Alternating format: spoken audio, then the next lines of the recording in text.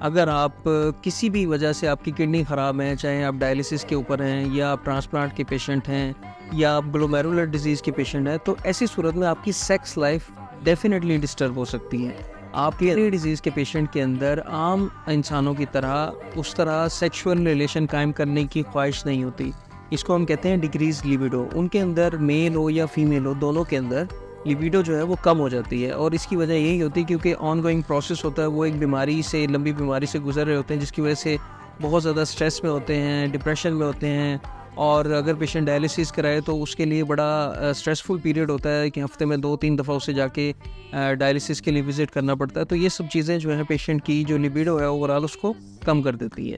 Dialysis کے مریضوں کے اندر، خاص طور پر فیمیل کے اندر جو ہے وہ بچہ پیدا کرنے کی صلاحیت بہت زیادہ متاثر ہوتی ہے۔ اگر بچہ پیدا ہو بھی چاہے تو اس کے اندر مس کیریجز کے یا اور جو خرابی ہیں اس کے چانسز جو ہیں وہ بہت زیادہ